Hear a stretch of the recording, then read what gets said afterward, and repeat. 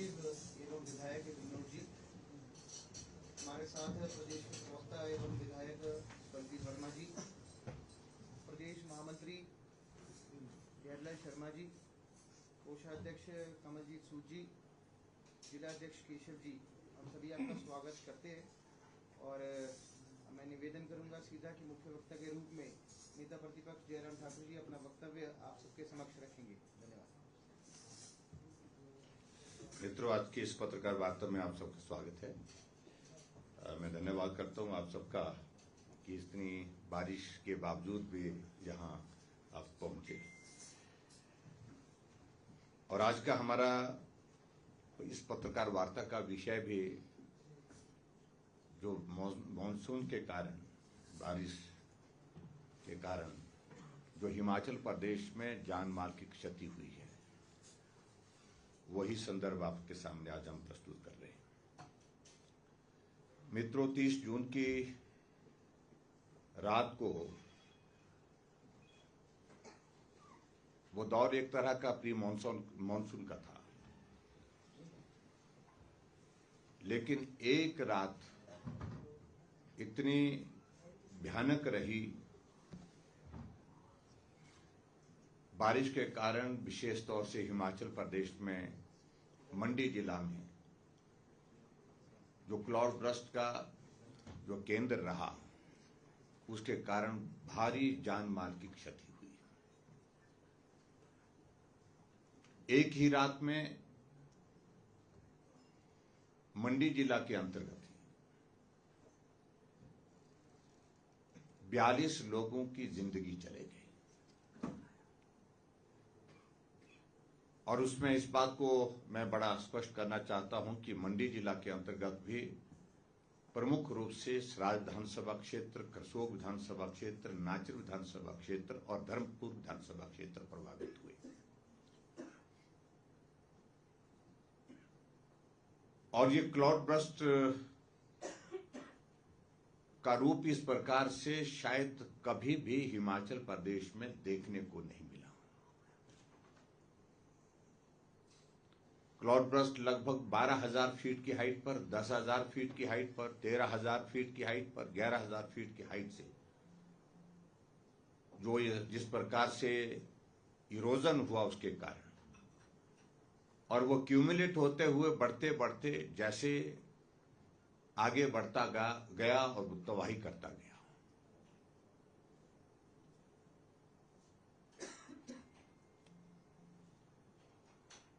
अगर 42 लोगों की जिंदगी का मैं जिक्र करूं, उनमें से बहुत सारी संख्या अभी तक मिसिंग है। उसमें 29 लोग सराज विधानसभा क्षेत्र के हैं, जिनमें से 8 लोगों के शव बरामद हुए हैं, बाकियों के शव अभी बरामद हुए नहीं। जिंदा रहने की संभावनाएं लगभग ना के बराबर है। और इसी तरह से नाचर विधानसभा क्षेत्र के एक ही गांव से 9 लोगों की जिंदगी चले गई। और नाचर विधानसभा क्षेत्र में अगर डेड बॉडी की रिकवरी हुई है तो वो 4 की हुई है। और इसी तरह से करसोग विधानसभा क्षेत्र के अंतर्गत 3 लोग बह गए थे, एक व्यक्ति की उसमें डेड बॉडी रिकवर हुई है।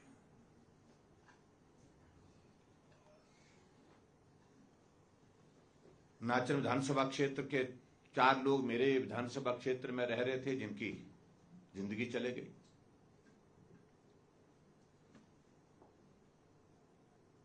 और मुझे अच्छी तरह से याद है कि जब ये बारिश का दौर उस वक्त बढ़ता जा रहा था, जल स्तर बढ़ता जा रहा था नदी नाले में, बहुत सारे लोगों की डिस्ट्रेस कॉल्स मुझे आई। भयानक दृश्य उनके सामने था। गोद में बच्चे लेकर के चिल्लाते हुए भाग रहे थे, दौड़ रहे थे। और जहां भी हमारा कम्युनिकेशन उस रात को लगभग 10:30 बजे से 12 बजे तक हो पाया, हम सभी जगह एक ही बात कहते रहे कि घर छोड़ करके सुरक्षित स्थान पर निकलने की कोशिश करो। और मैं इस बात को कह सकता हूं कि यह दौर लगभग 10:30 बजे के बाद नुकसान का ज्यादा शुरू हुआ रात के। कहीं अगर ये इम्पैक्ट जो है वो बारिश का, बरसात का, उस जलस्तर का रात के 1 बजे 1:30 बजे के बाद आता तो सैकड़ों लोगों की जिंदगी चले जाती, क्योंकि उस वक्त बचाना उनको संभव नहीं हो पाता। लेकिन फिर भी मैंने कहा कि 42 लोगों की जिंदगी एक रात को ही चले गई। मेरी संवेदनाएं उन परिवारजनों के साथ है जिन्होंने अपने परिवार के सदस्य खोए, चाहे वो सिराज विधानसभा क्षेत्र के हैं, चाहे नाचन विधानसभा क्षेत्र के हैं, चाहे वो हमारे करसोग विधानसभा क्षेत्र के। मैंने कहा कि 4 विधानसभा क्षेत्र में इसका इम्पैक्ट रहा, सिराज, नाचन, करसोग और धर्मपुर। और इसके अलावा पूरे हिमाचल प्रदेश में भी जिनकी इस बरसात के मौसम में जिंदगी गई, आज मुझे जानकारी मिली है कि चंबा में भी 2 लोगों की जिंदगी गई है। मेरी संवेदनाएं उनके प्रति भी है।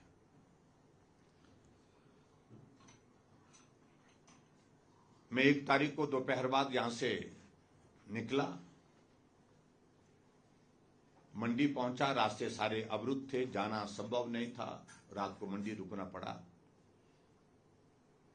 और जैसे मैंने बताया कि रात के 12:30 बजे लास्ट कॉल जो मेरे एक टीचर के साथ हुई थी, मेरे गांव के करीब है उनका घर, बक्सियाड़ के पास,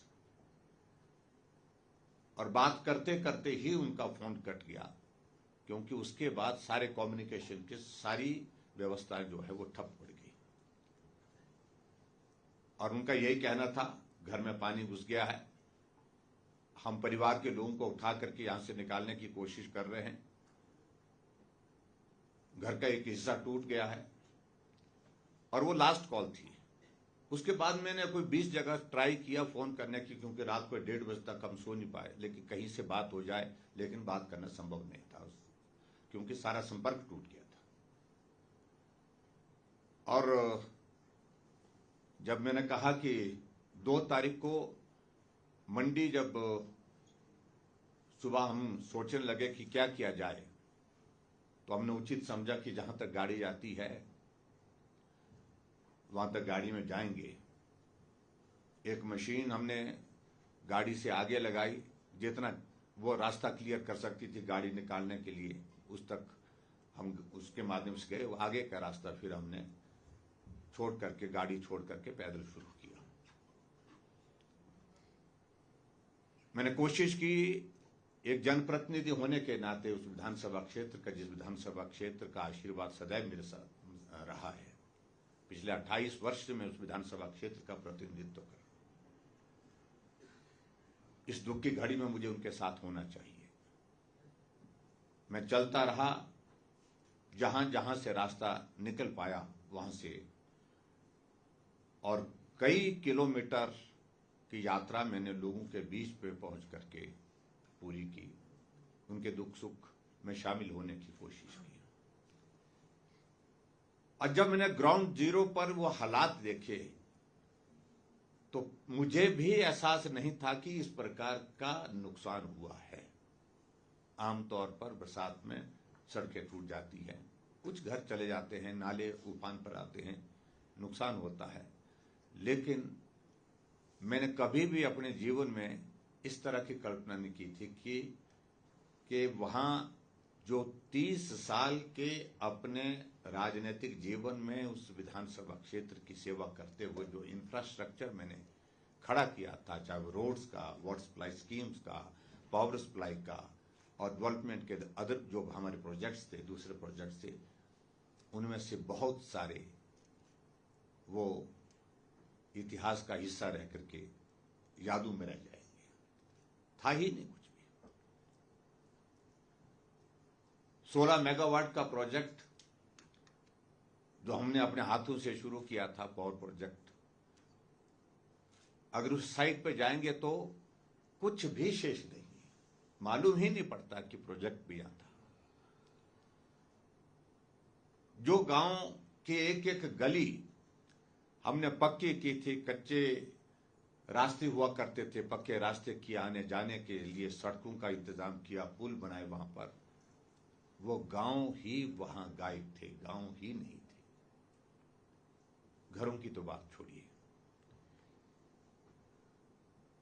सचमुच में जीवन का ऐसा एक अनुभव जिसको मैं अपने शब्दों में बयान नहीं कर सकता हूं। न जाने कितने लोग रोए होंगे, कितने लोग सदमे में हैं। अभी भी उन लोगों को सदमे से बाहर निकालना बहुत कठिन है।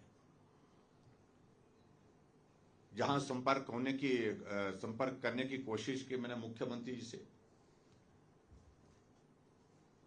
और मुख्यमंत्री जी को मैंने हालात की जानकारी दी कि इस त्रासदी को आप सामान्य एक बारिश के कारण हुए नुकसान के रूप में ना देखें। ये भयंकर एक तरह का प्रलय हुआ है। और मैंने राष्ट्रीय अध्यक्ष जगत प्रकाश नड्डा जी से भी निवेदन किया। 9 दिनों के पश्चात मुख्यमंत्री जी का आना हुआ। एक बार वो पहले भी गए थे, लेकिन रास्ते सारे टूटे थे। हेलीपैड पे उतरे और हेलीपैड से ही वापिस उनको आना पड़ा, क्योंकि आगे जाने का रास्ता नहीं था। और उसके साथ में 9 दिनों के बाद नड्डा जी भी आए। उन्होंने भी उस प्रभावित क्षेत्र का दौरा किया। और जब दौरा किया तो स्वाभाविक रूप से जब ग्राउंड पे जमीनी स्तर पर इन्होंने जो हालात देखे, उस हालात को देख करके इन्होंने भी अनुभव किया कि ये बहुत बड़ी तबाही है। अगर मैं सारी चीजों का जिक्र करूं तो मुझे लगता है कि वो बहुत लंबा वक्त लगेगा। मैंने गृह मंत्री जी से बात की, डिफेंस मिनिस्टर से बात की केंद्र में। मैं उनका आभार व्यक्त करता हूं। प्रधानमंत्री जी उस वक्त विदेश यात्रा पर थे, उनसे बात नहीं हो पाई, लेकिन पीएमओ के साथ हमारा संपर्क लगातार रहा। बहुत सारे इलाके में हेलीकॉप्टर के माध्यम से राशन पहुंचाने की व्यवस्था करने की हमने कोशिश की। एनडीआरएफ, एसडीआरएफ की टीमें मूव हुई, सीआरएफ की टीमें मूव हुई लोगों के रेस्क्यू ऑपरेशन के लिए, और उसके साथ राहत सामग्री पहुंचाने के लिए भी उनका एक बहुत बड़ा योगदान रहा है। उसके लिए मैं उनका आभार व्यक्त करता हूं। लेकिन उसके बावजूद जहां त्रासदी का इंपैक्ट था वो इतना मैसिव था, समझ नहीं आ रहा था कि क्या करें, किस तरह से कौन सी चीज होनी चाहिए। लेकिन जो भी समझ में आता रहा वहीं पर हम फैसले करते गए और उस फैसले के अनुसार हम आगे बढ़ते गए। मैं सबसे पहले अपने पार्टी के नेतृत्व का धन्यवाद करता हूं। प्रदेश के नेतृत्व के साथ जब हमने बात की, हमने वीडियो कॉन्फ्रेंस के माध्यम से जब बैठक की स्टेट की, मैंने अपील की कि इस वक्त बहुत बड़ी मदद की आवश्यकता है, और मदद के लिए हमारी पार्टी खड़ी हुई। हर विधानसभा क्षेत्र के लिए टारगेट दिया। राशन किट, बर्तनों की किट, तरपाल, पहनने के कपड़े, सोने के कपड़े, यानी कि बिस्तर, और उसके साथ साथ में जो सामान, जो जरूरत का सामान जो भेजा जा सकता था, जहां से भी भेजा जा सकता था, वो भेजने का प्रयत्न हुआ। और मैं इसके लिए पार्टी नेतृत्व का, पार्टी के अध्यक्ष डॉक्टर राजीव बिंदल और उनके साथ साथ सारी हमारी पार्टी की सारी टीम का धन्यवाद करता हूं। लगभग 6000 से ज्यादा राशन की किटें आई और लगभग 1000 से ऊपर जो है बर्तनों की किट्स वहां पर पहुंची, जहां बर्तन घर चले गए थे लोगों के, बचा ही कुछ नहीं। जो कपड़े पहने थे उन्हीं कपड़ों में ही थे। और उसमें बहुत सारी सामाजिक संस्थाओं का मैं आभार व्यक्त करता हूं, एनजीओ का भी आभार व्यक्त करता हूं, जिन्होंने बहुत बड़ा योगदान उसमें दिया है। वहां खासतौर से जो शुरुआती तौर पर जो नुकसान हुआ, उस नुकसान के बाद जो रिलीफ का जो हमारा ऑपरेशन शुरू हुआ, उसके लिए अगर मैं थोड़ा सा जिक्र करूं तो जिक्र में ये कहना चाहता हूं कि अगर पूरे हिमाचल प्रदेश में जो अभी इस बारिश के कारण जो नुकसान का जायजा जो स्टेट गवर्नमेंट ने एक आंकड़ा भेजा है 1235 करोड़ रुपए का, जिसमें 1235 करोड़ में से 1000 करोड़ रुपए से ज्यादा का नुकसान इस एक रात में हुआ है। सराज विधानसभा क्षेत्र, नाचन विधानसभा क्षेत्र, कसोग और धर्मपुर विधानसभा क्षेत्र। मेरे विधानसभा क्षेत्र की अगर मैं बात कहूं, लगभग 500 घर, 500 हाउसेज जो है फुली डैमेज्ड हैं, जिनका नामो निशान नहीं है ही नहीं।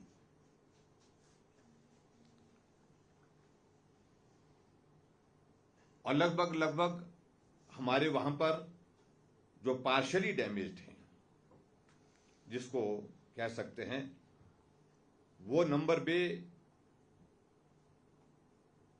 700 से ज्यादा है। 700 हाउसेज जो है पार्शली डैमेज्ड हैं।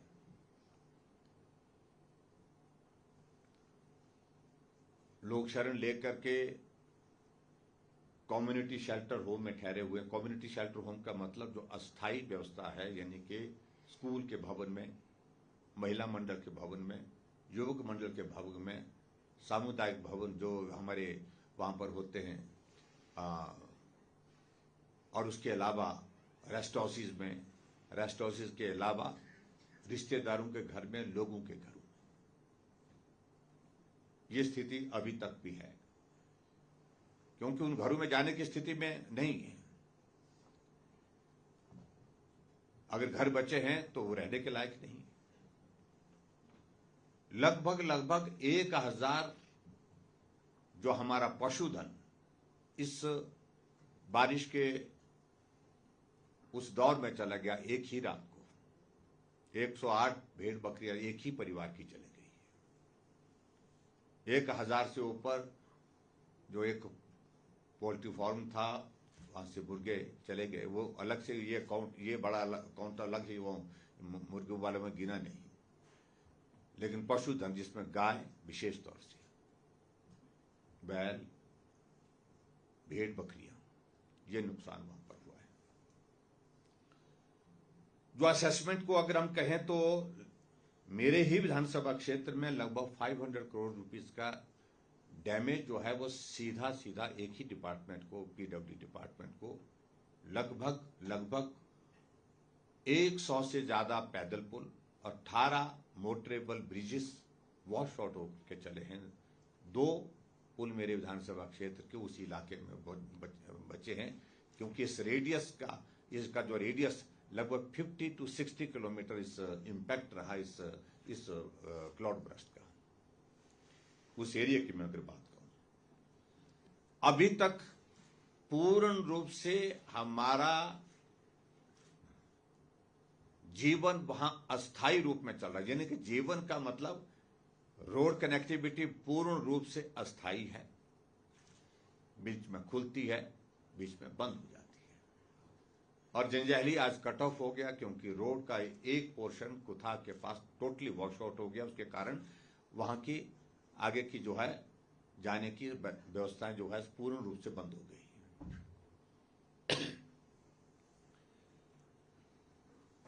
आईपीएस डिपार्टमेंट का, जल शक्ति विभाग का लगभग 150 करोड़ रुपए से ज्यादा का डैमेज अभी तक आकलन किया है।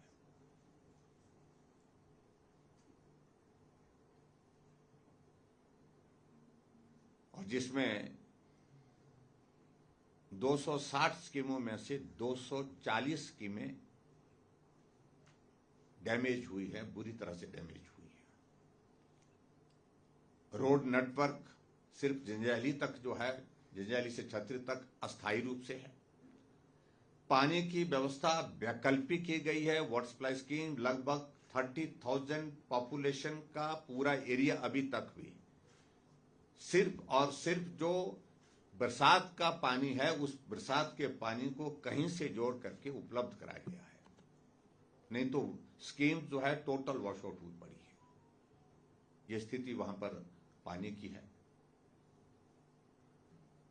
और जो 42 पंचायतें जो मेरे विधानसभा क्षेत्र में जो इम्पैक्ट के दायरे में ज्यादा आई हैं, उसमें से अभी भी बहुत सारी पंचायतें जहां अभी टेम्परेरी, अभी 2 दिन पहले तक टेम्परेरी पावर सप्लाई दी गई है, अस्थाई। बहुत सारे इलाके, पखरैत पंचायत का इलाका बिना बिजली के है, मेरे सुराग का इलाका, सुराग पंचायत मेरी होम पंचायत है, उसका इलाका बिना बिजली के है, बिना पानी के है। जैंसला का इलाका, बागाचनों का इलाका, बहुत सारे इलाके ऐसे हैं जहां पर अभी तक पावर सप्लाई हो नहीं पाई है, क्योंकि संभावना नहीं। पुल, ये जो खंबे जो है बह करके चले गए हैं, तारे है ही नहीं, बिल्कुल भी नहीं। इस तरह से ये एक स्थिति है। लेकिन उसके बावजूद भी सरकार ने प्रयत्न करने की कोशिश की। जब हम खुद वहां पर बैठ करके मुख्यमंत्री जी से बात किए तो विभाग को आदेश मिलने के पश्चात काम करने के लिए जो है वो थोड़ा तेजी करने की आग्रह किया गया। उसमें गति आनी चाहिए। अभी तक भी मुझे लगता है कि जो व्यवस्था है वहां पर उस तरह से नहीं है जिस रूप में होनी चाहिए थी। सबसे बड़ा डैमेज हमारे लिए वहां पर यह हो गया कि 5-5 बीघा जमीन सेब के पेड़ों की लदी हुई फल के साथ जो है वो 2-2 किलोमीटर दूर चले गए हैं। 300-300 प्लांट्स, 500-500 प्लांट, 100-200 प्लांट तो आम बात है, वॉश आउट होकर के चले गए, जिसके कारण जो है वो बहुत बड़ा नुकसान हुआ है। और इसी तरह से हमारे इस इलाके में विशेष तौर से हमारा कांडा, बक्सियाड़ से पीछे लेकर के जंजाली तक का एक नया प्रयास किया था जिसमें हमको सफलता हासिल हुई थी, फ्लोरिकल्चर का। बड़े स्केल पर फ्लोरिकल्चर का काम चला था और बहुत क्वालिटी का फ्लावर यहाँ से 5 स्टार होटल में, बड़े बड़े शहरों में, पूरे देश भर में जाता था। देश में ही नहीं, देश के बाहर भी जाता था। वो पॉली हाउसेस पूरी तरह से डैमेज हुए हैं। उसका आकलन करने के लिए बहुत वक्त लगेगा, बहुत बड़ी इकोनॉमी का हिस्सा बनकर। जिस तरह से हमारे एप्पल एक इकोनॉमी का एक बहुत बड़ा मेजर हिस्सा वहां पर था, उसी तरह से फ्लोरिकल्चर का भी हमारा मेजर हिस्सा जो है वो तबाह हुआ है। ऑफ सीजन वेजिटेबल, मटर, गोभी, दोनों तरह की बंद गोभी, फूल गोभी और उसके साथ ब्रोकली, ये सारी बड़े स्तर पर वहां पर पैदाइश होती थी इसी इलाके में, जो बिल्कुल तबाह हो गई। कुल मिलाकर के अब आज की तारीख में अगर हम कहें जो नुकसान हुआ उसका भरपाई करने के लिए it will take years together. मुझे लगता है कि काफी लंबा अरसा लगेगा। मैं जब विधानसभा पहली बार पहुंचा उस वक्त भी पैदल चलना पड़ता था मेरे विधानसभा क्षेत्र में, लेकिन उस वक्त रास्ते थे पैदल चलने के लिए। और आज 30 वर्षों के इस दौर के पश्चात सड़कें जो बनाई थी वो तो रही नहीं, लेकिन जो पैदल चलने के रास्ते हुआ करते थे वो भी रहे नहीं।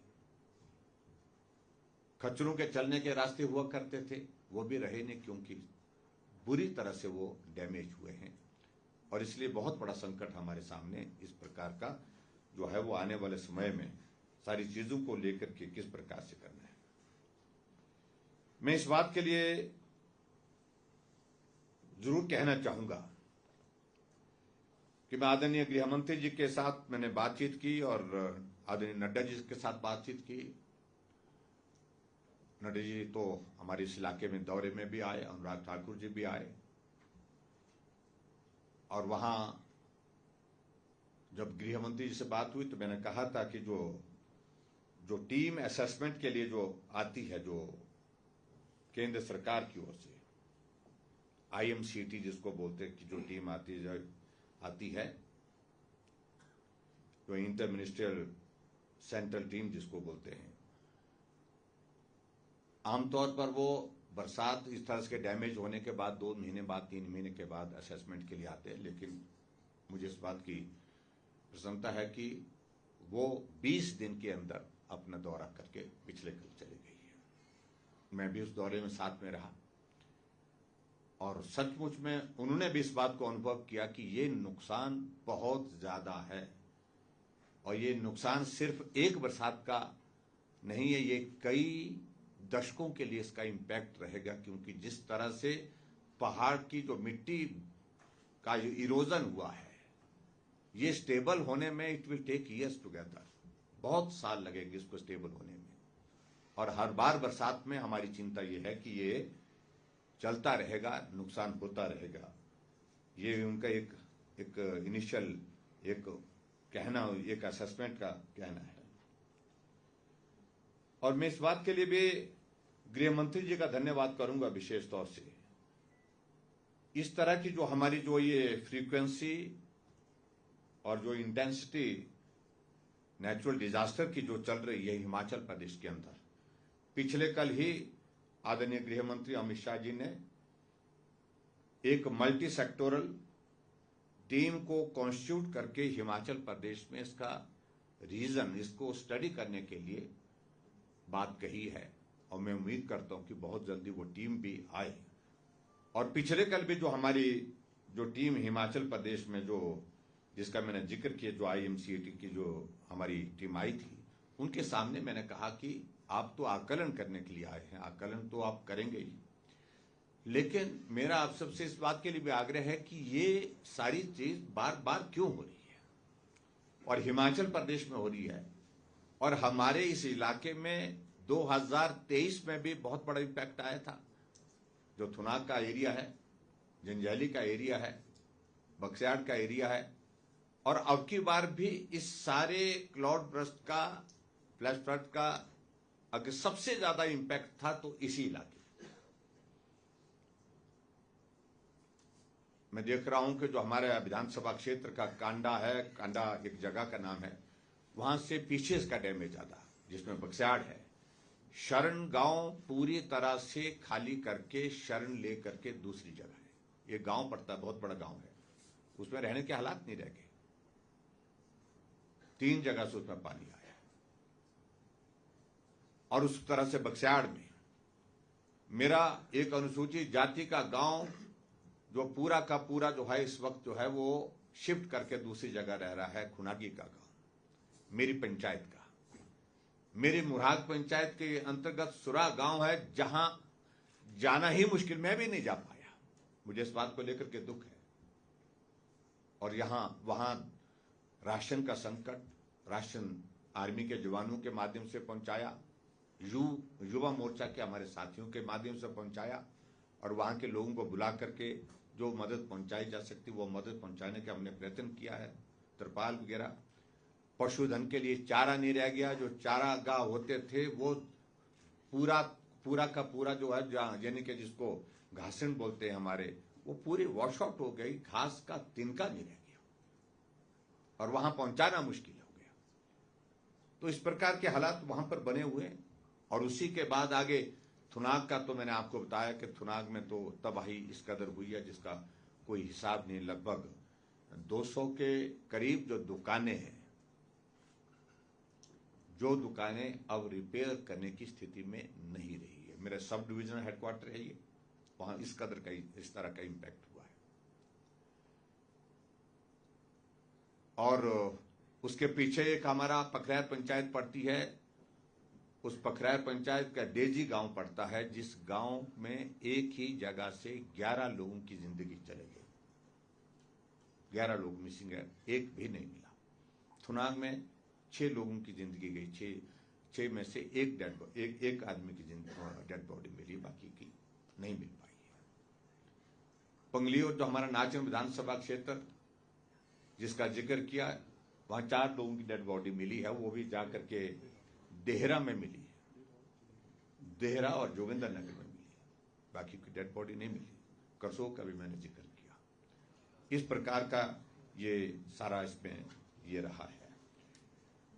और सारे हमारे लिए अब चिंता का विषय है। एक पार्ट ये तो मैं थोड़ा सा डिस्क्राइब किया आप सबके सामने। कुल मिलाकर के हमारे छतरी के इलाके में भी इम्पैक्ट आया है और पूरे सराय विधानसभा क्षेत्र की ज्यादातर पंचायतें प्रभावित हुई है।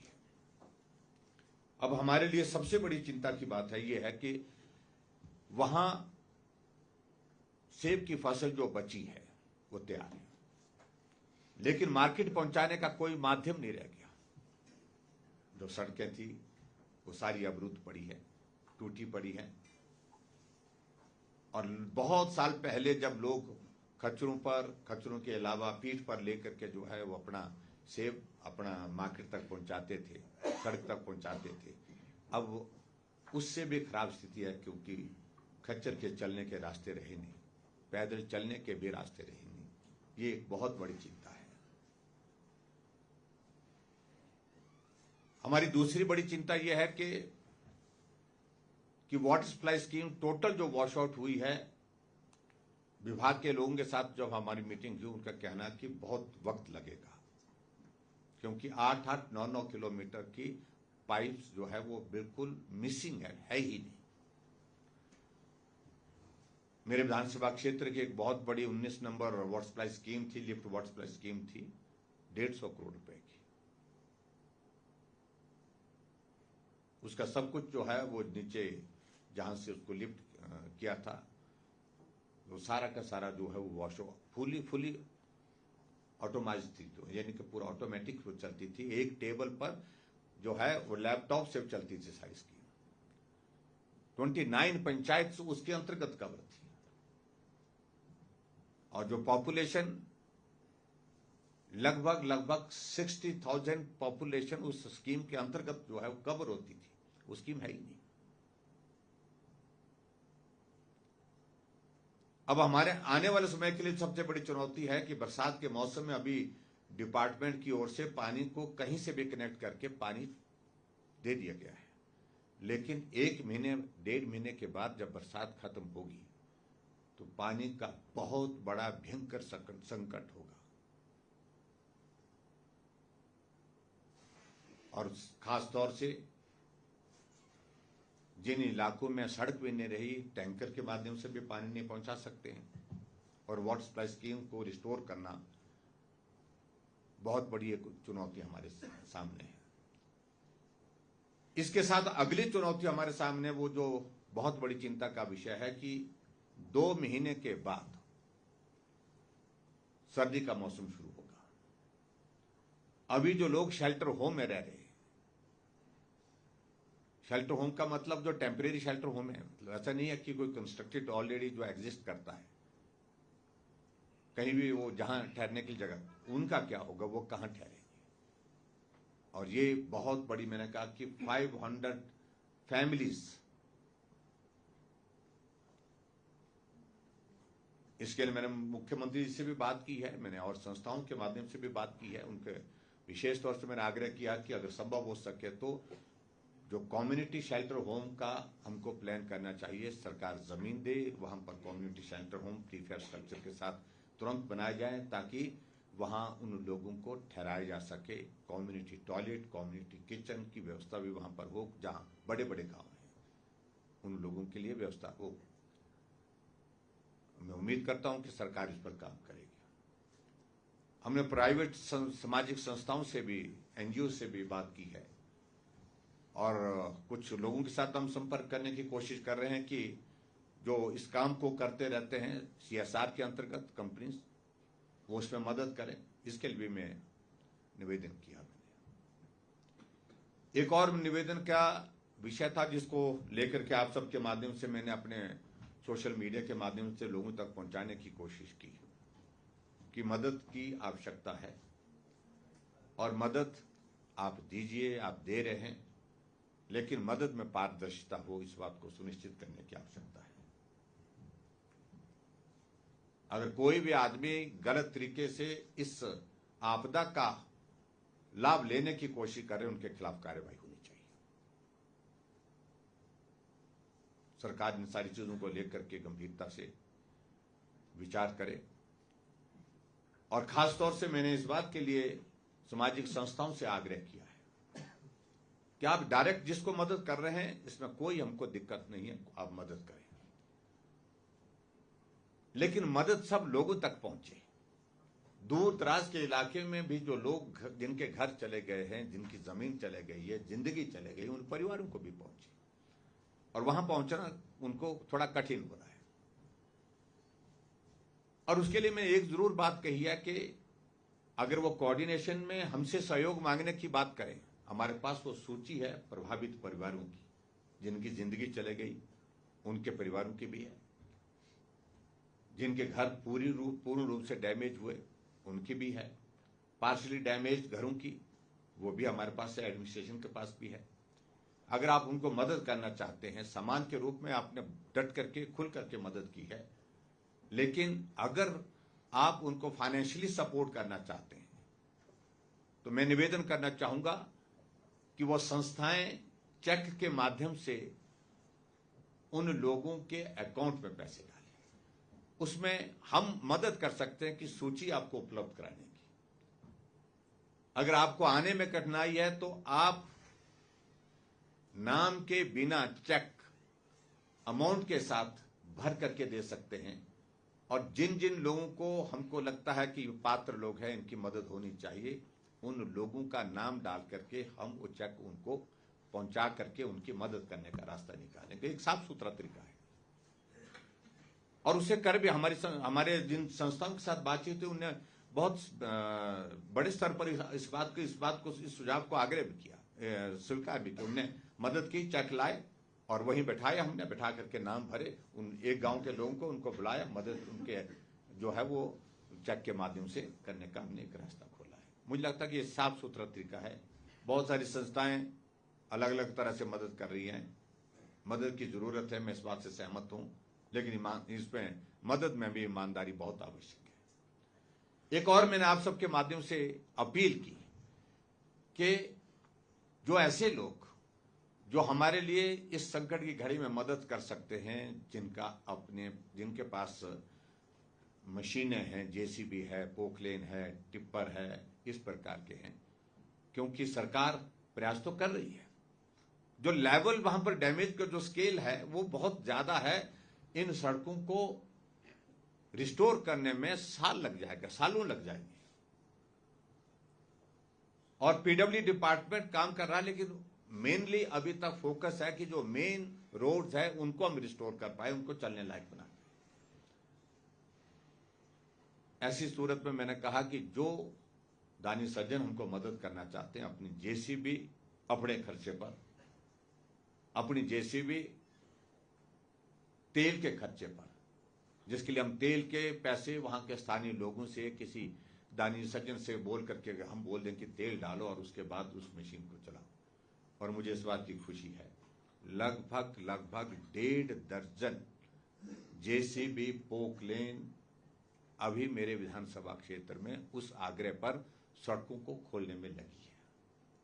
पीडब्ल्यू डिपार्टमेंट पूरा कोऑर्डिनेट कर रहा है, उनके अधिकारियों के साथ, कर्मचारियों के साथ हमने कहा कि सड़क ठीक तरह से बने, वो सारी चीज के लिए आप काम करें, लेकिन बहुत सारी मदद उस रूप में भी मिल रही है। और अभी भी मेरे इस बात के लिए आग्रह है आप सबके माध्यम से, अगर कोई और भी इस तरह से मत, क्योंकि बहुत ज्यादा डैमेज हमारा रोड इंफ्रास्ट्रक्चर को हुआ, और रोड इंफ्रास्ट्रक्चर को थोड़ा रिस्टोर करके हम आगे बढ़ सकते हैं।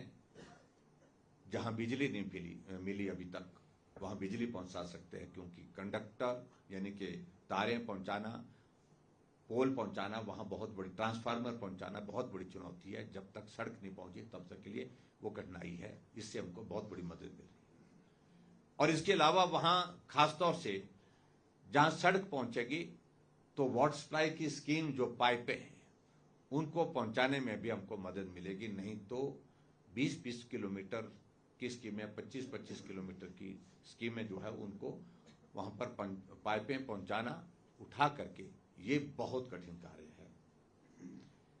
इन सारी चीजों के लिए मैं ये जरूर कहना चाहूंगा कि ये हमने सुझाव के रूप में बात कही है, और मैं मुख्यमंत्री जी से बात करने के बाद मैंने उनसे कुछ चीजों को लेकर के कहा कि केंद्र में आप बात रखें। मुख्यमंत्री जी दिल्ली गए थे, गृह मंत्री जी से मिलना हुआ था, फाइनेंस मिनिस्टर से मिलना हुआ था, शायद गडकरी जी से भी मिलना हुआ था, और उन्होंने बात रखी है। और बहुत जल्दी मैं भी प्रयत्न करूंगा। मैं 20 दिनों के बाद अपने विधानसभा क्षेत्र से पिछले कल शाम को पहुंचा हूं। सबसे पहले आपसे ही मुखातिब हुआ हूं, सबसे पहले आप सबके बीच में यहाँ पर उपस्थित हुआ हूं। मैं अपने क्षेत्र के लोगों की पीड़ा को आपके सामने साझा किया है।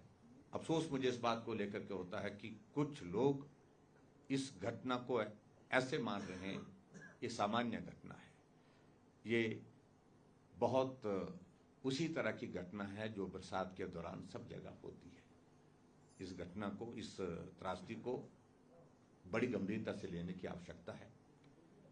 मैंने अपने विधानसभा क्षेत्र के सब साथियों के साथ इस पीड़ा को साझा किया है और मैं इस बात को जरूर कहना चाहता हूं कि आने वाले समय में चुनौती हमारे सामने बड़ी होगी, कठिनाई होगी, लेकिन उसके बावजूद हम फिर से खड़ा करेंगे अपने विधानसभा क्षेत्र को। प्रभावित इलाके चाहे नाचन के हैं, करसोग के हैं, चाहे वो धर्मपुर के और प्रदेश के अन्य हिस्सों में भी, जहां जिस तरह से हम लोगों के बीच में जाकर के काम कर सकते हैं, काम करने की हम कोशिश करेंगे। एक बार फिर से मैं धन्यवाद करना चाहूंगा विशेष तौर से आदरणीय प्रधानमंत्री जी का, ये जो मदद पीएमओ के माध्यम से, जो डायरेक्शन के माध्यम से वहां से जिस तरह से हमको मिलती रही, उसके लिए आभार। गृह मंत्री जी अमित शाह जी का, जगत प्रकाश नड्डा जी का और हमारे प्रदेश की पार्टी के संगठन का, जिन्होंने बहुत बड़ी मदद की है। अभी तक मैं देख रहा हूं जो इन काइंड, जो वहां पर जो कंट्रीब्यूशन लोगों ने दिया है इन काइंड, यानी कि सामान सामग्री के रूप में, ये 7 करोड़ से कम नहीं है। 7 करोड़ रुपए से ज्यादा की मदद पार्टी की ओर से और सामाजिक संस्थाओं की ओर से हमारे विधानसभा क्षेत्र में अभी तक प्राप्त हुई है इन काइंड, जिसमें राशन, जिसमें बर्तन, जिसमें कंबल, जिसमें गद्दे, जिसमें गैस के कनेक्शन, जिसमें सारी जीवन की सारी चीजें इस प्रकार की। बहुत सारे ऐसे उदाहरण हमारे सामने हैं, जब पीड़ा के उस दौर में उन गांव में जाकर के लोगों के साथ साझा किया तो रोंगटे खड़े करने वाली बातें हैं। और मीडिया का भी मैं आप सबका भी धन्यवाद करता हूं। आप लोगों ने भी हमारी पीड़ा को साझा करने के लिए बहुत सकारात्मक भूमिका निभाई। बहुत सारे मीडिया के साथी ग्राउंड जीरो पर भी, वहां पर हालात को देखने के लिए भी पहुंचे। और ये भी मैं कहना चाहूँगा, संभव हो आप सब भी थोड़े वक्त के बाद थोड़ा रोड का इंफ्रास्ट्रक्चर हमारा रिस्टोर हो जाए, आने जाने का थोड़ा ठीक हो जाए, तो आप भी आकर के वहाँ की हकीकत को, ग्राउंड जीरो की, उसको आप देखें। ये मैं आप सबके बीच में कहना चाहता हूँ। Thank you very much. Sir, आपने उस क्षेत्र को बड़े नजदीक से देखा है, क्या कारण आपको लग रहा है? क्या ये क्लाइमेट चेंज का असर है या फिर जो विकास हो रहा है और पहाड़ों को जो है बेतरतीब ढंग से काटा जा रहा है, वो भी खरीद रहा है? देखिए, मैं इस बात को अभी तक असेस नहीं कर पा रहा हूँ। आमतौर पर बरसात के कारण नुकसान, बारिश के कारण नुकसान होता रहा है। कुछ जगह सड़कें टूट जाती थी, कुछ जगह घर को नुकसान होता था। लेकिन ये अब की बार की ये त्रासदी कुछ अलग तरह की है। इसको सही मायने में इसको स्टडी करने की आवश्यकता है। आप कल्पना करिए कि क्लाउड बर्स्ट 12,000 की फीट पर हाइट पर होता है। इरोजन वहां से शुरू होता है जहां ना सड़क है, ना कोई इंफ्रास्ट्रक्चर वहां पर बिल्डअप किया गया है, लेकिन पूरा का पूरा पहाड़ आ गया। नाले में बरसात में पानी आता था, ये समझ में आता है, लेकिन पूरी जो धारे हैं, जिसको धारे बोलते हैं वहां अपनी पहाड़ी भाषा में, जो पहाड़, वो पूरे पहाड़ जो है, जहां नाला भी नहीं है, वो सारे के सारे जो है स्लाइड करके इरोजन के साथ जो है वो नीचे बह करके चले गए। तो ये सब कुछ भी बहुत बड़ी चिंता का विषय है। इसलिए इसको स्टडी करना, क्लाइमेट चेंज एक इम्पैक्ट डेफिनेटली उसका होगा ही होगा, लेकिन और क्या चीजें हैं जिसको स्टडी करने की आवश्यकता है। मुझे लगता है कि इस पे जाने की जरूरत है। सर, कम्युनिटी रिस्टोरेशन की आपने बात की है, सीएम ने भी कहा है कि हमारे पास जगह कम है, फॉरेस्ट लैंड में एक्वायर करना पड़ेगा, उसके लिए केंद्र से बात करनी पड़ेगी। तो आपसे भी आग्रह किया है कि केंद्र से बात करें ताकि रिस्टोरेशन के लिए वहां पर कम्युनिटी को बनाया जा सके। देखिए, इस बात को लेकर के मुख्यमंत्री जी त्रासदी के वक्त मैंने उचित नहीं समझा बोलना। उस त्रासदी के दौरान उनको पॉलिटिकल माइलेज लेने की आवश्यकता नहीं होनी चाहिए थी। पहली बात उन्होंने कही कि सराज में नुकसान हुआ है, जयराम को जाना चाहिए, 10 दिन के लिए वहां पर बैठना चाहिए। और आपके ही माध्यम से मुख्यमंत्री जी को मैं कहना चाहता हूं, मैं 10 दिन नहीं 20 दिन बैठा हुआ, 20 दिन लोगों के बीच में रहा, 20 दिन के बाद आया। मेरा मॉरल रिस्पॉन्सिबिलिटी भी थी और मेरा भावनात्मक रिश्ता है भाई, मेरे पूरे प्रदेश के साथ भी है। लेकिन जिन लोगों के साथ जिंदगी का बहुत बड़ा हिस्सा गुजारा, जिन लोगों ने अपने घर बनाने के लिए सारी जिंदगी लगा दी और आज वो घर नहीं है, उनको इस बात की पीड़ा है, स्वाभाविक वो सदमे में है। और जयराम ठाकुर ने सराज विधानसभा क्षेत्र को बनाने के लिए जिंदगी का बहुत बड़ा हिस्सा लगाया। आज जो हमने बनाया था वो वहां पर जो है वो इस तबाही के दौर में जो है बर्बाद हुआ है, इस त्रासदी में। तो स्वाभाविक रूप से मेरी पीड़ा मैं समझ सकता हूं, जिसको मैं व्यक्त नहीं कर सकता हूं, लेकिन फिर भी मुझे लगता है कि इन सारी चीजों का जिक्र नहीं करना चाहिए था। रेवेन्यू मिनिस्टर एक बहुत रिस्पॉन्सिबल आदमी होना चाहिए, जिम्मेवारी के साथ बात कहनी चाहिए। इस त्रासदी में नुकसान हुआ है, उन परिवारों के प्रति संवेदना होनी चाहिए। और किस तरह का बयान वो दे रहे हैं, मैं समझता हूं बहुत दुर्भाग्यपूर्ण, जिस प्रकार से कि जब अपने पर आई तो मालूम पड़ा। मेरा पूरा प्रदेश है, ठीक है, मैं सराज विधानसभा क्षेत्र का विधायक हूं। किन्नौर में त्रासदी हुई, हम किन्नौर में भी गए, सिरमौर में त्रासदी हुई, हम वहां गए, चंबा में त्रासदी, हम वहां गए। आप रेवेन्यू मिनिस्टर होकर के भी आपने एक बार भी उचित नहीं समझा कि भी हम बात करें, राहत कैसे वहां पर पहुंचानी है, मदद कैसे करनी है। जयराम ठाकुर का विधानसभा क्षेत्र है, इसका मतलब यह नहीं है कि उनको उनके हाल पर छोड़ दिया जाए। हम उनकी चिंता करेंगे, निश्चित रूप से करेंगे, जितना हो सकता है। हमने जीवन का पाया, हम वहां पर करेंगे, लेकिन क्या सरकार का दायित्व तो नहीं है? क्या सरकार इस प्रकार से बात करेगी? क्या मालूम पड़ा? क्या उनको इस बात को लेकर के आनंद की अनुभूति हो रही है कि 42 लोग एक रात को जिंदगी जिनकी चले गई, इस पर इसके आनंद की अनुभूति हो रही है? ये प्रश्न है, जिन प्रश्नों का उत्तर सरकार को देना होगा। और मैं तो इस बात को कहता हूं कि मुख्यमंत्री जी को कम से कम ऐसे मंत्रियों के ऊपर थोड़ा तो पूछना चाहिए कि आप बोल क्या रहे हैं। और मुझे ऊपर से इस बात को लेकर के भी दुख है, त्रासदी का दौर और पीडब्ल्यू का एक्शन जो है 4 दिन पहले बदल दिया गया कुछ नेताओं के कहने पर, और बदलने के बाद वो स्विच ऑफ करके जेसीबी हमने वहां पर खड़ी की है, उन जेसीबी में तेल डालने के लिए इंडेंट कटना था, वो नहीं हो पा रहा है। कल मैंने मुख्यमंत्री जी से बात की है, कोई सीनियर अधिकारी स्टेशन होना चाहिए था इस त्रासदी के दौरान पर मेरे सराज विधानसभा क्षेत्र के अंतर्गत, लेकिन नहीं हुआ। और ये इस पीड़ा को मैं जाहिर नहीं कर सकता जितना हल्के में प्रदेश सरकार ने लिया। सचमुच में बहुत पीड़ा का विषय है। संवेदना नाम की कोई चीज नहीं। मैं आपको बताऊं कि मनाली का हमारा, कुल्लू से पंडोह से मनाली का हमारा सड़क डैमेज हो गई। हमने डिप्टी कमिश्नर को 2 दिन तक वो गाड़ी में सोया, कटौला से होकर के हमने उसको बाईपास, जो ट्रैफिक में जो रास्ते में लोग गाड़ियों में फंसे थे, जो टूरिस्ट, जब तक थ्रू नहीं किया तब तक डिप्टी कमिश्नर जो है वहीं साइट पे रहा। इन सारी चीजों का मैं जिक्र नहीं करना चाहता हूं। कौन सा अधिकारी था वहां सराज विधानसभा क्षेत्र में? पटवारी के हवाले छोड़ दिया। हम फील्ड में जब जा रहे थे, पैदल चल रहे थे, 12 किलोमीटर 18 किलोमीटर का सफर रोज का करता था मैं, पैदल पहाड़ चढ़ता था, उतरता था, और उसके बावजूद भी हम पूछते थे कोई आया? कोई नहीं आया। इस पीड़ा का मैं आज जिक्र करूं तो बहुत सचमुच में वो बहुत सारी बातें निकलेंगी, लेकिन मुख्यमंत्री जी आए और मुख्यमंत्री जी 1 करोड़ रुपया पीडब्ल्यू डिपार्टमेंट को आप दे करके गए हैं। नुकसान 500 करोड़ का है। आप कितना हल्के में ले रहे हैं सारी चीजों को, आप कल्पना कर सकते हैं। मुझे जेसीबी प्राइवेट हायर करने की आवश्यकता नहीं होनी चाहिए थी, लोगों से अपील करने की आवश्यकता नहीं होनी चाहिए थी। कुछ लोग यहां से इतनी जेसीबी लगा दी, इतनी, वो जेसीबी गिन रहे हैं डैमेज क्या हुआ है और उसको रिस्टोर करने के लिए आप क्या काम कर रहे हैं, उस पर बोलना चाहिए।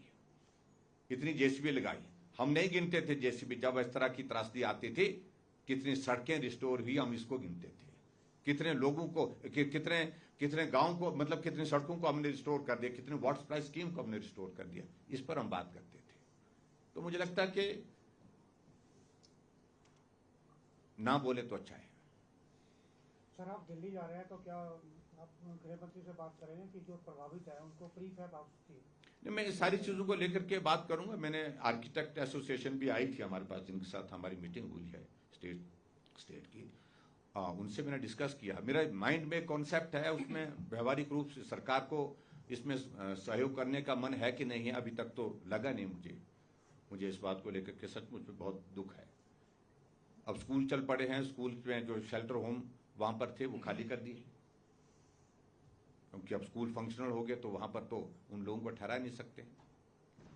अपने रिश्तेदारों के घर में गए हैं, और रिश्तेदारों के घर में कब तक वो जिंदगी गुजारेंगे।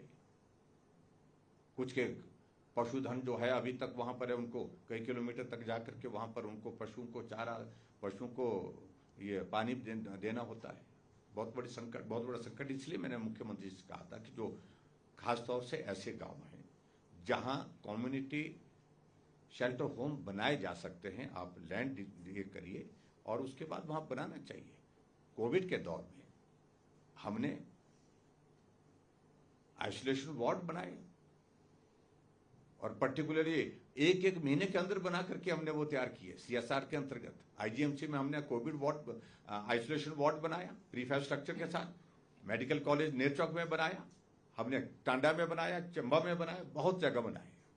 ये किया जा सकता है, लेकिन मुझे इस बात को लेकर के अफसोस है कि अभी तक उस दिशा में कोई प्रयत्न नहीं है। और मुझे आप सबके साथ इस बात को लेकर के भी बहुत दुख हो रहा साझा करते हुए, कल मंत्री का फोन आया ग्रामीण विकास पंचायती राज कि हम पंचायती राज ट्रेनिंग इंस्टीट्यूट को यहाँ से शिफ्ट करना चाह रहे हैं। किस बात के लिए शिफ्ट करना है? जो ट्रेनिंग इंस्टीट्यूट थुनाग में है वो बिल्कुल इंटैक्ट है, एक भी पत्थर उसका नहीं गिरा है, लेकिन बहाना ढूंढ रहे हैं। हॉर्टिकल्चर कॉलेज जिसके लिए 206 बीघा जमीन हमने दी है, फॉरेस्ट की क्लियरेंस में सुप्रीम कोर्ट से लेकर के आए, हमें 10 करोड़ की लागत से फाउंडेशन स्टोन किया, 3 साल होने जा रहे हैं, उसका काम रोक दिया गया, काम नहीं होने दिया। जहां उसके लिए जमीन दी वहां अगर बिल्डिंग बन जाती, वहां एक तिनका तक नहीं हिला है। सुरक्षित जमीन है, 7000 फीट की लगभग वो हाइट है, 6500 7000 फीट की हाइट पर बिल्कुल सुरक्षित लैंड है। टेंडर होने के बावजूद उस काम को रोका गया। 10 करोड़ रुपए दिया, 10 करोड़ रुपए वापिस ले लिया। अगर वो कॉलेज वहां पर चलता, वहां पर बिल्डिंग बनती, तो बच्चों को शिफ्ट करने की जरूरत नहीं पड़ती। मुख्यमंत्री जी गए, शिमला पहुंचे, पहला आदेश किया, हॉर्टिकल्चर कॉलेज के को शिफ्ट करके दूसरी जगह लेकर के चले गए। ये मुझे लगता है कि इस तरह के, अब ठीक है, आज तो उनको एक अपॉर्चुनिटी मिली, एक मौका मिला है कि भाई वहां पर त्रासदी आई है। त्रासदी आई तो शिमला में भी तो बहुत बार ऐसे संकट आए, शिव बॉडी में कितने लोग जो है वो दफन हो गए। तो क्या शिमला की राजधानी बदल देंगे? शिमला में यहां पर नीचे पूरा कौन सा ये कृष्णनगर में इतना बड़ा डैमेज हुआ, तो क्या शिमला को राजधानी, यहां की राजधानी कहीं दूसरी जगह शिफ्ट कर देंगे? मेरा कहने का अभिप्राय है कि त्रासदी आई है, उस त्रासदी के दौरान और जख्म देने की कोशिश नहीं करनी चाहिए। बाकी मैं उम्मीद करता हूं, मुख्यमंत्री से हमने बात की है कि इसको कैबिनेट में ले जाकर के इसको स्पेशल पैकेज के उस दायरे में लाया जाए जहां एक मकान के लिए आप बहुत लंबे भाषण देते हैं 7 लाख रुपए देने की बात, जबकि उसमें भी 1.5 लाख रुपए प्रधानमंत्री आवास योजना का होता है, 1,30,000 रुपए जो है वो जो स्टेट गवर्नमेंट की ओर से मुआवजे के रूप में एक मकान फुली डैमेज होता है उसको दिया जाता है। आप उसमें सिर्फ कितना 4 लाख के लगभग जो पैसा अपनी ओर से देते हैं, 4,20,000 के लगभग कितना पैसा बनता है, तो वो तो आप अनाउंस करें। लेकिन 20 दिन 21 दिन बीतने के बावजूद अभी तक भी नहीं दिया गया है, वो नोटिफिकेशन नहीं हुई है। और नोटिफिकेशन ना होने के पीछे वजह कि वो सोच विचार में है कि करना है कि नहीं करना है, क्योंकि ये क्षेत्र जो है ये विपक्ष के नेता का है। मुझे लगता है कि फौरी राहत के तौर पर तुरंत उनको काम करना चाहिए। मैं इस बात को दावे के साथ कह सकता हूं, हमारी पार्टी की ओर से, सामाजिक संस्थाओं की ओर से जितनी गवर्नमेंट की ओर से सपोर्ट हुई है उससे 10 टाइम से भी ज्यादा सपोर्ट लोगों की हुई है। 10 गुना ज्यादा मदद अगर दी है की है मेरी पार्टी ने खड़े होकर के की है। मेरी पार्टी के साथ साथ में मेरे सामाजिक संस्थाएं जो हमारे आग्रह पर आई, भरोसा हम पर व्यक्त किया उन्होंने कहा कि हम मदद करने के लिए आए, हम इसके आए उसके माध्यम से नहीं करें। आप बताओ, क्योंकि आप यहाँ की जमीन की हकीकत को जानते हैं, पहचानते हैं, तो आप सही बात करेंगे। और उनने हमारे कहने पर उन लोगों को राहत दी है। और इसलिए आप सबके माध्यम से भी मैं यही कहूंगा कि मदद की आवश्यकता है, लेकिन मदद में पारदर्शिता बहुत आवश्यक है।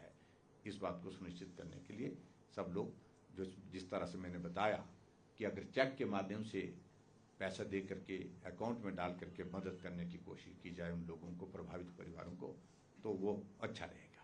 क्या फौरी राहत से आप संतुष्ट हैं? जो लोग फौरी राहत वो अभी मिली ही नहीं है, बहुत कम लोगों को मिली है, बहुत कम लोगों को। 2,500 रुपये दे रहे हैं फौरी राहत।